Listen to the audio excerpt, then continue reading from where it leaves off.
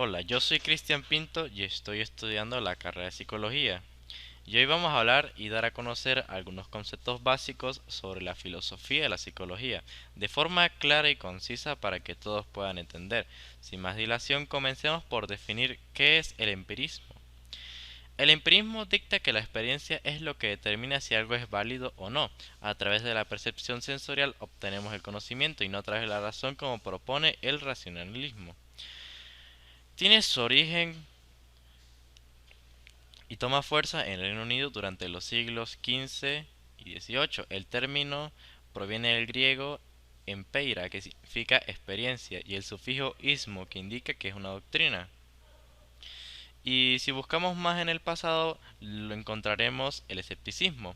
El escepticismo se basa en dudar de todo hasta que algo no fuese minuciosamente demostrado.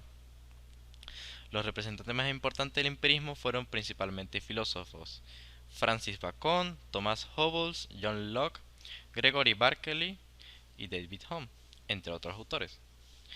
Entre sus características podemos encontrar que su método es el método inductivo como estrategia de investigación. El conocimiento es subjetivo y no existen ideas innatas, sino que el ser humano a través de la experiencia va adquiriendo conocimientos.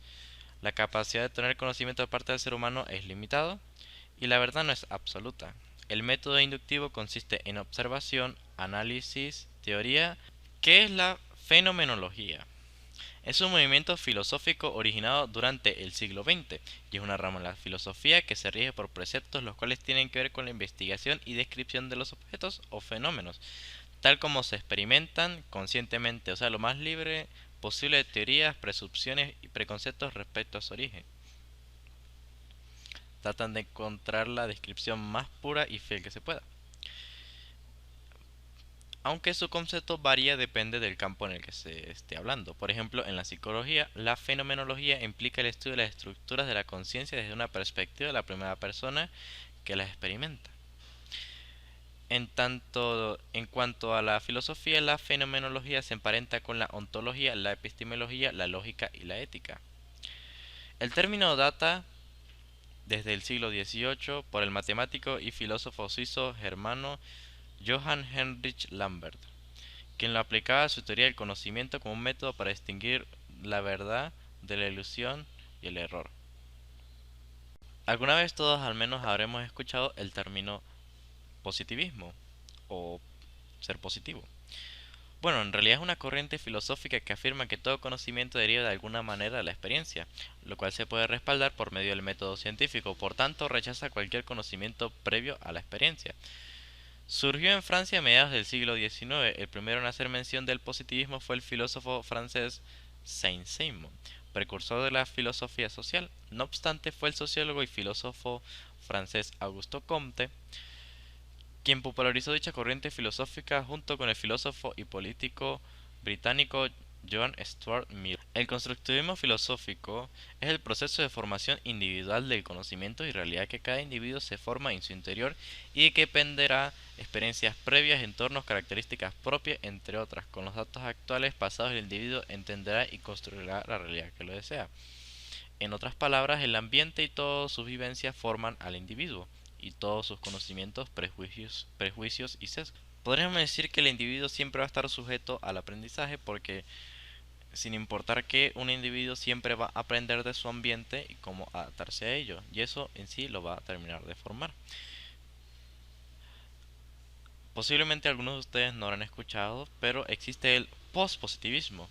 En filosofía y modelos de investigación científica, el pospositivismo, que también es conocido como postempirismo, es una postura metateórica que critica y enmienda el positivismo, mientras que los positivistas enfatizan la independencia entre el investigador y objeto investigado. Los pospositivistas aceptan que las teorías, los antecedentes, el conocimiento y los valores de la investigación pueden influir a lo que se observa. Los pospositivistas persiguen la objetividad al reconocer los posibles efectos de los sesgos, mientras los positivistas enfatizan los métodos cuantitativos. En cambio, los pospositivistas consideran que tanto los métodos cuantitativos como los cuantitativos son enfoques válidos. Entre los personajes más relevantes en el mundo del postpositivismo fue Sir Karl Popper. Su ataque a la falsificación es una crítica de la verificabilidad del positivismo lógico. La falsificación declara que es imposible verificar si una creencia es verdadera, aunque es posible rechazar creencias falsas si se prueba objetivamente que son falsas, a poner en crítica la idea propuesta de falsificación. La idea de Thomas Kuhn del cambio del paradigma ofrece una crítica más fuerte del positivismo, argumentando que no solo las teorías individuales, sino la visión del mundo entero deben cambiar en respuesta a la evidencia. Un término que la mayoría de las personas no tiene tan claro es la esencia y la apariencia. Desde la antigüedad mantenían una dualidad en sus significados. A través de la historia el significado ha cambiado, depende de quién lo mire y lo defina. Incluso en la actualidad se sigue debatiendo a nivel filosófico. Pero en resumidas palabras, la apariencia es aquello que podemos ver, sentir, tocar de un objeto y su esencia es aquello que lo caracteriza.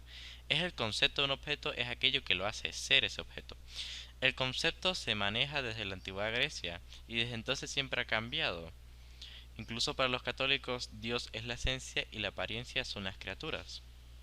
Un término igual de complejo y que se ha debatido incluso hasta la actualidad es la mente y el pensamiento.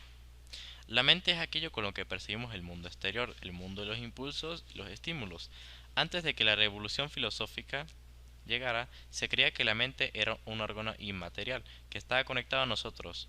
Hoy en día sabemos de sobra que percibimos el mundo a través de nuestro cerebro y los órganos receptores. Los pensamientos son la manifestación del estímulo que recibimos del mundo exterior. Estos pensamientos provienen de la mente. Yo he oído muchas discusiones filosóficas sobre la mente y los pensamientos. Discutían si era lo mismo o cosas muy diferentes. Los principios básicos para el conocimiento de lo real es la necesidad del hombre por sobrevivir en un mundo lleno de intrigantes.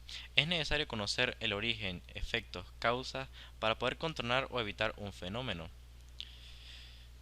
Hay que estar consciente de los hechos y las ideas que se plantean para comprender ese hecho. Tienen que tener lógica y se tienen que respaldar el uno con el otro.